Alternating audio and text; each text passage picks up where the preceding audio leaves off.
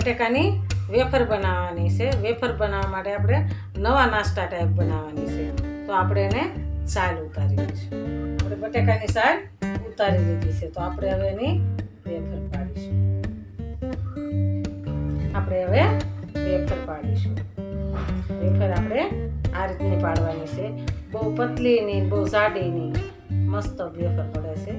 તો આપણે એને પાડી દઈશું. આપણી વેફર સરસ કમ્પ્લીટ તૈયાર છે. પડી ગઈ ને સરસ. તો આપણે હવે એને કોરા કપડામાં કોરી કરી લઈશું. આપણે વેફરને સરસ કોરી કરી લઈશું. કોરી કરવા માટે આપણે એને પાથરી દઈશું. મસ્ત તાજો કોરો નાસ્તો મજા આવે ખાવાની. આપણે સરસ પાથરી દીધી છે. તો એને આપણે કપડેથી કોરી કરી નાખીશું. એકદમ સરસ કોરી કરી નાખવાની છે. ભીની ન રહેવી જોઈએ. આપણે સરસ કોરી થઈ ગઈ છે. તો આપણે એને નાસ્તો બનાવવાની તૈયારી કરીશું. આપણે સરસ કોરી થઈ ગઈ છે. તો આપણે એને આવી રીતના ખળેથી પીટલી દઈશું. બધી વેફરને આવી રીતના કરી નાખવાની. આપણા સરસ નાસ્તા માટે તૈયાર થઈ ગયા છે. તો આપણે હવે એને તળી લઈશું. તળીને મસ્ત નાસ્તો બનાવીશું. આપણે હવે તેલ મૂકીશું તળવા માટે. આપણે સરસ તેલ આવી ગયું છે. તો આપણે હવે એને તળી નાખીશું. એકદમ ધીમો ગેસ રાખવાનો છે અને કડક એકદમ વેફર થાય ને એવી રીતના આપણે કરવાનું છે. સરસ આવી રીતના ધીમે ધીમે એને ફેરવવાના છે. કડક થાય ને એકદમ કુરકુરી ત્યાં સુધી એને તળાવવા દેવાના છે.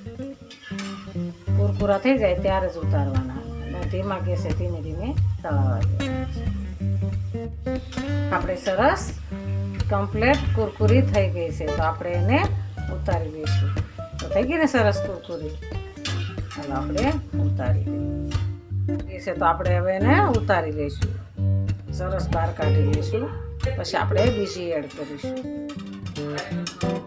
આપણે સરસ બટેકાની વેફર લાઈવ તૈયાર છે. તો મારો વિડીયો ગમે તો લાઈક, શેર ને સબસ્ક્રાઈબ કરી દેજો પ્લીઝ. ભૂલશો નહીં. સરસ જો બની ગઈ છે. મસ્ત બની કુરકુરી ને સરસ. આપણે સરસ નવો નાસ્તો તૈયાર છે બટેકાની વેફરનો. તો આપણે એમાં અંચળ મીઠું વપરાવીશું. પછી આપણે એમાં ચાટ મસાલો નાખીશું.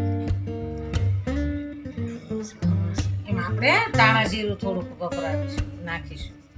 નાસ્તો સરસ તૈયાર છે. તો આપણે એને સર્વ કરીશું.